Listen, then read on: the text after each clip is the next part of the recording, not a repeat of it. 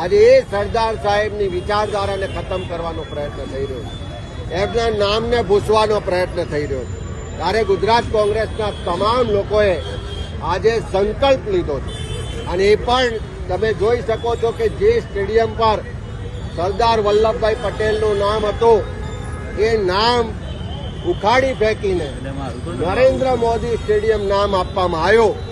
એ સ્ટેડિયમના gate સામે કોંગ્રેસના કાર્યકરોએ આજે શપથ લીધા છે કે 2028માં જે આ સરદાર સાહેબની વિચારધારાને ખતમ કરવા માંગે છે, જે શાસકો આરએસએસના લોકો સરદાર સાહેબના યોગદાનને ખતમ કરી અને પોતાના સાહેબને મોટો બનાવવાનો પ્રયત્ન કરે છે, એ વિચારધારા સામે લડીશું. ગુજરાતમાં જ્યાં પણ અન્યાય થતો હોય, જ્યાં પણ અત્યાચાર થતો હોય, એની સામે કોંગ્રેસનો કાર્યકર મજબૂતાઈથી લડશે.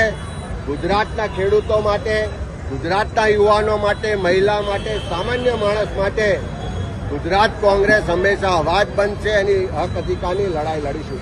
અને સાથે સાથે એ પણ સંકલ્પ કર્યો છે કે આ સ્ટેડિયમ પરથી નામ હટાવી અને જેમણે સરદાર સાહેબનું અપમાન કર્યું છે, સરદાર સાહેબના બદલે નરેન્દ્ર મોદી સ્ટેડિયમનું નામ આપી જેમણે સરદાર સાહેબની પ્રતિભા ઓછી કરી અને નરેન્દ્ર મોદીને મોટા બનાવવાનો પ્રયત્ન કર્યો છે, 2028માં આ જ સ્ટેડિયમે આવી આ જ નરેન્દ્ર મોદીની તકતી ઉખાડી ફેંકી અને કોંગ્રેસના કાર્યકરો ફરીથી સરદાર પટેલ સ્ટેડિયમ નામ પ્રસ્થાપિત કરશે.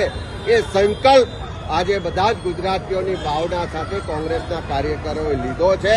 ત્યારે સરદાર સાહેબ ગાંધીજીના વિચારોને, વિચારધારાને આગળ વધારીશું.